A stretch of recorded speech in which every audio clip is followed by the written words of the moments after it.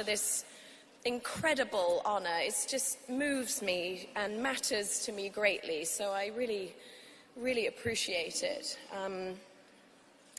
You know, I ask my 4-year-old, Hazel, every day about what she learns in school. I ask her every day, and sometimes I'm met with, you know, she's 4, so it's like, I played, and I'm like, what else? You know, tell me. And, you know, it's probably because she's tired, or perhaps because I ask her every day, and she's tired of me asking about her day.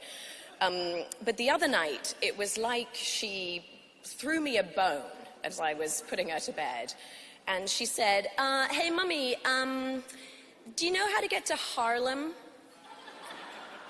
And I just sort of stared at her dumbly, and I said, how do you get to Harlem? And she goes, you take the A train, it's the quickest way.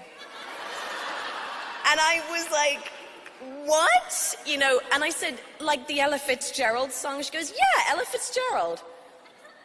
And I almost wept, because Ella is like my jam, you know, and then I discovered that she was learning about the Harlem Renaissance at 4. And I've also been schooled on lava caves, never heard of them before. And the small bump on a baby owl's beak that it kind of uses to crack against the shell to birth itself. I mean, and then it falls off. I'm like, how? This is stuff I've never heard of before.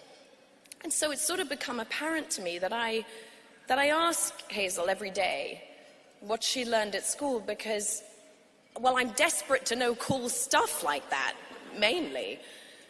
But to learn from her, and I just sort of adore the look of delight in her eyes when she realizes she's teaching me something I knew nothing about. And she's just being nourished and inspired at school in ways I clearly can't keep up with. And I see in her, and now in our youngest daughter, too, that they yearn to learn. They crave it, and in return, the world sort of lights up for them and invites them to absorb the infinite possibilities that are available to them. And they are lucky enough, and as was I, and as were most girls that I knew growing up, that your dreams were not ever going to fall on deaf ears, and that your thoughts and your voice mattered and could make a difference. And I said this to the incredible Malala Yousafzai when we met for the first time. And I was, in fact, rather overwhelmed to sit with her. My husband, John, and I discovered this very deep connection to Malala's cause for women's education, spurred on by the arrival of our 2 daughters. And she and her extraordinary father agreed to meet with us in London. It's a train ride away from where they now live in Birmingham, in England. So Malala is the name of a 19th century Afghan freedom fighter.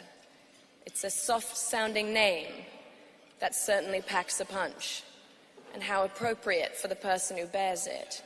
The most compassionate of hearts, but courage and will of steel. Her name is sort of seared into our memories when news broke of the 15-year-old girl who was shot in the head by the Taliban on her school bus after hearing the demand, which one is Malala?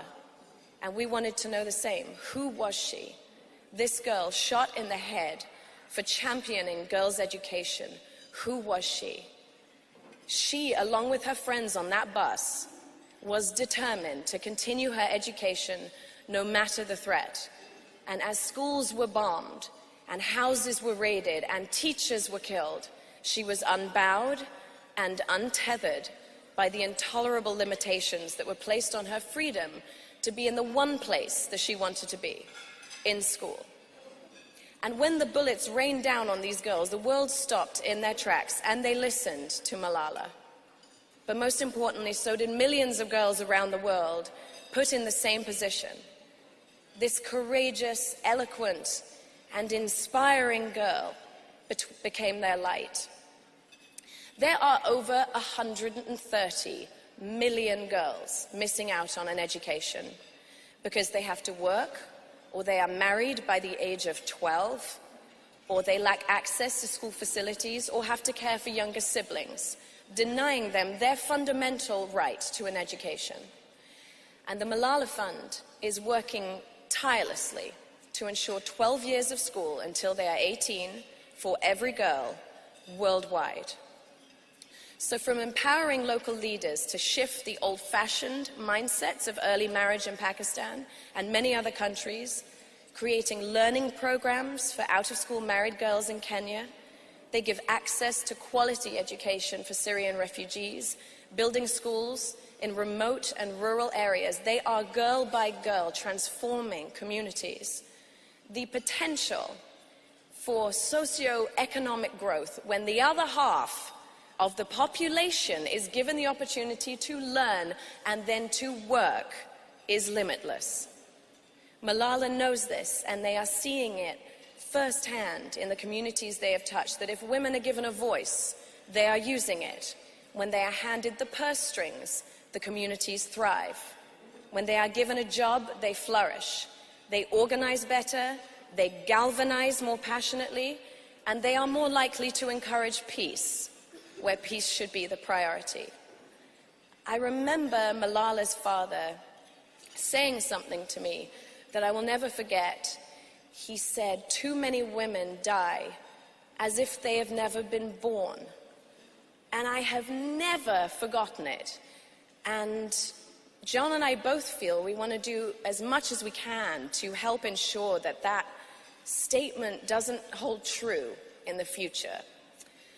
And I know that I will never meet anyone more inspiring than Malala in my lifetime. I mean, she's only the youngest ever Nobel Peace Prize laureate. I doubt anyone could top her, really. She has set such a high bar. But her dream is that there will be others just like her. Because if one girl with an education can change the world, well, we just have to imagine what 130 million can do. So thank you so much. I'm so honored. Thank you. Thank you.